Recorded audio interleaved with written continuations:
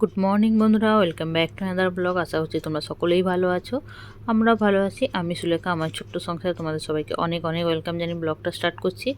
আমার সকালবেলা উঠে কিন্তু বাইরের কাজটা কমপ্লিট করে ফেলেছি, মানে বাইরের যে কাচাকুচিগুলো ওগুলো আমি কমপ্লিট করে ফেলেছি। আর ছেলে যেহেতু উঠে গেছে, আমি সকালবেলা তাড়াতাড়ি উঠে গেছে, ওকে আমি দিয়ে দিলাম এখন ছাতু একটু গুলে দিয়ে দিলাম, কারণ এখন টিফিন করতে দেরি আছে। তার জন্য আমি বললাম একটু ছাতু খেয়ে পড়তে বসে যাও, তারপরে অন্য কোনো খাবার আমি দেবো। তার জন্য ওকে অল্প করে একটু পাতলা করে ছাতু গুলে দিচ্ছি। আর একটু বিট নুন দিয়ে ছাতুটা গুলে দিলে একটু টেস্টি লাগে, তো তার জন্য ওকে একটু বিট নুন দিয়ে গুলে দিই, কারণ ছাতু ওকে একেবারেই খেতে চায় না। আগে তো একেবারেই খেত না, এখন তবু একটু আধটু খায়, স্কুল যাওয়ার সময় ছাতু খায়।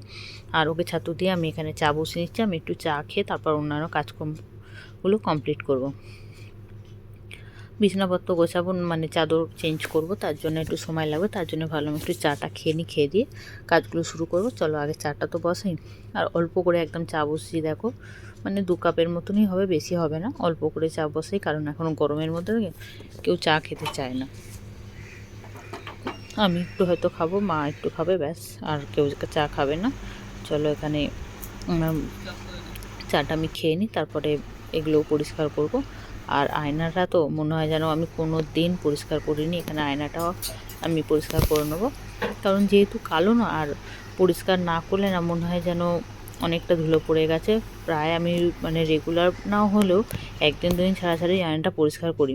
আর যেহেতু আয়নাটা পুরো কালো, তো সাদা সাদা ফুটে ওঠে, মানে নোংরাটা ধুলো পড়ে অনেক। আর পাউডার যা উড়ায় আমার ছেলে, তার জন্যই তো আরও বেশি মনে হয় ধুলো না হলেও মনে হয় ধুলো হয়েছে। কারণ পাউডারের যে সাদা সাদা পাউডারগুলো উড়ে উড়ে গিয়ে কালোটার মধ্যে পুরো চেপে বসে যায়, মনে হয় অনেক নোংরা হয়েছে। তার জন্য আয়নাটা প্রায় মধ্যেই আমাকে পরিষ্কার করতে হয়। আর বিছানার চাদরটা আমি ভালো করে আবার মানে তুলে আবার ভালো করে বিছিয়ে নিচ্ছি। বিছানার চাদরটা রেগুলার যদি তুলে একটু ঝেড়ে ভালো করে আবার পাতা যায়, তখন রেগুলারই মনে হয় বিছানার চাদর নতুন পেতেছি, বা মানে একটু টান টান লাগে, সুন্দর লাগে। বিছানাটা সুন্দর লাগলে ঘর পুরো পরিষ্কার হয়ে যায়।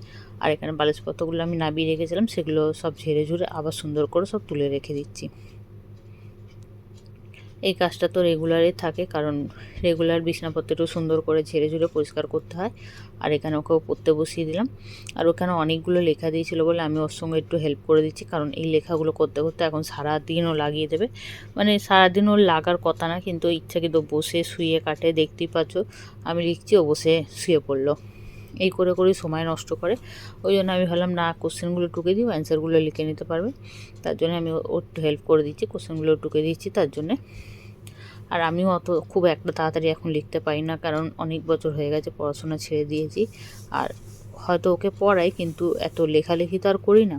একটা পড়াশোনার মধ্যে থাকলে তখন অনেকটা হাতে স্পিড থাকে, অনেক কিছু লেখালেখি করতে হয়, তার জন্য হাতে স্পিডও থাকে আর লিখতেও পারি। আর ওখানে পড়ছে, আমি ভাবলাম অনেকটা সময় তো হয়ে গেছে, এবার ওকে টিফিন দিতে হবে, তাই ভাবলাম ওকে একটুখানি চিড়ে দই দিয়ে দিই। চিড়ে দই আম আছে যেহেতু, আম দিয়ে চিড়ে দই মেখে দিলে ও খেয়ে নেবে।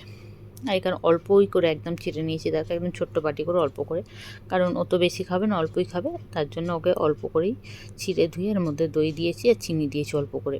যেহেতু আম দেবো, চিনিটা একদম সামান্য দিয়েছি। আর এখানে আমটা দেখো ওই একটু খেয়েও নিয়েছে, আম খেতে এত ভালোবাসে। আমটাকে পুরো গলিয়েছে হাত দিয়ে, পুরো মানে কেমন ম্যাশ মতো করেছে, করে আর আমটাকে বের করেছে। তাও ও চেটে যাচ্ছে। আমি বললাম তুই এটা না চেটে এটা বরঞ্চ খেয়ে নে, যা দিয়েছি ওতেই ইনাফ হয়ে যাবে। দেন ওটা বললাম ও খেয়ে নিক, ততক্ষণ ও খাক, আর আমি এটা ভালো করে একটু মিশিয়ে নিই। দই দিয়ে আর চিড়ে দিয়ে আম দিয়ে খেতে কিন্তু খুবই ভালো লাগে, খুবই টেস্টি হয়। কেমনি করে আম খাচ্ছে, মানে জীবনে আম খায়নি, হ্যাঁ জীবনে আম খায়নি।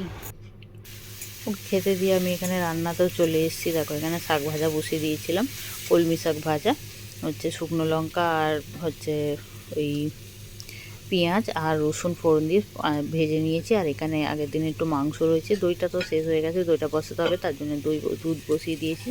আর ওখানে শাক ভাজাটা হয়েই এসছে। আর চিংড়ি মাছ দিয়ে ঝিঙে দিয়ে তরকারি করবো, ব্যাস এটা আজকে রেসিপি এইটুকুনি। আর চলো শাক ভাজাটা নামিয়ে নিয়ে অন্য তরকারিটা বসিয়ে দিই, মানে চিংড়ি মাছ দিয়ে যে তরকারিটা করবো সেটা বসিয়ে দিই। আগে চিংড়ি মাছটা তো ভাজতে হবে, তার জন্য চিংড়ি মাছ ভেজে নিলাম। চিংড়ি মাছটা খুব বেশি নেই, অল্প মতনই রয়েছে চিংড়ি মাছটা, তার জন্যই আমি ঝিঙে দিয়ে ভালো করে নিই। একটু মাখা মাখা মতো তরকারি, এই দিয়ে খাওয়া যাবে, একটু ডাল সেদ্ধ করে নেবো, ব্যাস। চিংড়ি মাছগুলো ভেজে নিয়েছি। আর এখানে দেখো কড়াইয়ের মধ্যে যে চিংড়ি মাছের তেলটা ছিল তার মধ্যে আমি একটু জিরে ফোড়ন দিয়ে দিয়েছি। তার মধ্যে দিয়ে দিলাম আলুগুলো ভালো করে ভেজে নেব। আর এখন এই গরমের মধ্যে না রেসিপি শেয়ার করতে খুবই কষ্ট হয়, তাও আমি চেষ্টা করছি তোমাদেরকে একটু একটু করে রেসিপি শেয়ার করতে।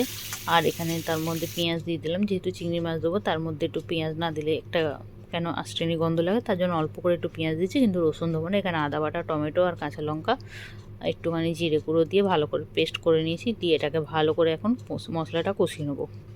এর মধ্যে হলুদও দিয়ে দেবো, দিয়ে হলুদ নুন সব যা লাগবে দিয়ে একেবারে খুব ভালো করে কষিয়ে নেবো। হলুদটা আমি একটু আগেই দিয়েছি, সেটা স্কিপ হয়ে গেছে। হলুদ নুন দিয়ে দিয়েছি, দিয়ে এটা ভালো করে এখন মশলাটা কষাবো। এবার মশলাটা একটু কষা কষা হয়ে এসছে, তার মধ্যে ঝিঙেগুলো দিয়ে দিলাম। আর ঝিঙেটা আগে দিলে তো জল ছেড়ে যাবে, মশলাটা ভাজাই হবে না। আর এদিকে করতে করতে আমি এখানে কিছু ফলও আনা হয়েছিল আর সবজিপত্র আনা হয়েছিল, ভাবলাম এগুলো ধুয়ে ধায়নি।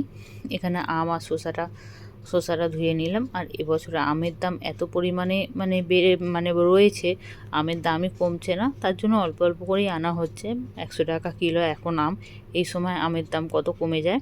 আর এখন যা আমের দাম, মনে হয় না বেশি আম খাওয়া যাবে এবছরে। অল্প করেই আনা হচ্ছে, কারণ ছেলে খুব ভালোবাসে আম, ওর মতনই যা আনা হচ্ছে। ও আর ওর বাবা, মোটামুটি ওর বাবা খুব কমই খায়, ওই বেশি খায়। আর চলো এখানে টমেটোটাও ধুয়ে নিই। আর লিচু তো এখন 200 টাকা কিলো, লিচুতে হাতই দেওয়া যাবে না। জামাই ষষ্ঠীর দিন 200 টাকা, তার আগে অনেকবার এনেছি, অনেক কমে পেয়েছিলাম, তখন 100 টাকা 120 টাকায় পেয়েছিলাম। তখন অনেকটা খাওয়া হয়ে গেছে, এখন আর আনছি না, কারণ এবার তো সময় শেষ হয়ে গেছে, জিনিসের দামও বাড়ছে, লিচু তো বেশি দিন থাকে না, ওই জন্যে। আর আম মোটামুটি রেগুলারই আনা হয়, তার জন্যে। আর এখানে দেখো আমার চান করে আমি চলে এসেছি, ওদিকে রান্না হয়ে গেছে, রান্না কমপ্লিট। এখানে আমি পুজোও করে নিলাম।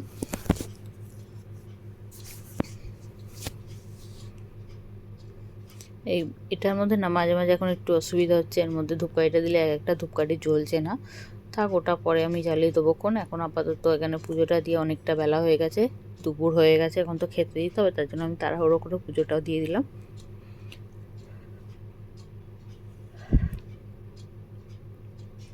আর এখানে দেখো সব তরকারিপত্র নিয়ে চলে এসেছি, ঘরে বসেই খাবো। আর ডাল সেদ্ধ করেছিলাম, ভাতও করে নিয়েছি, আর এখানে শাক ভাজা, ব্যাস আজকের লাঞ্চ এইটুকুই, মেনু এইটুকুই। চলো এবার খেয়ে দিয়ে নিয়ে একটু রেস্ট নেবো। এখানে একটু শাক ভাজা থালার মধ্যে লেগে গেছিলো, এটাই তুলে ফেলে দিলাম। আর খেয়ে দিয়ে রেস্ট নিচ্ছি। দেখুন এখানে এত আওয়াজ হচ্ছে, উঠে দেখি যে এখানে এখনও পর্যন্ত ক্রেন গাড়িটা এসছে, অল্প অল্প মাটি জমেছিল, সেগুলোই পরিষ্কার করছে। আর আজকে ভিডিওটা আমি এখানে শেষ করছি। ভালো লাগলে ভিডিওটা লাইক করো, শেয়ার করো। Thank you for watching, tata.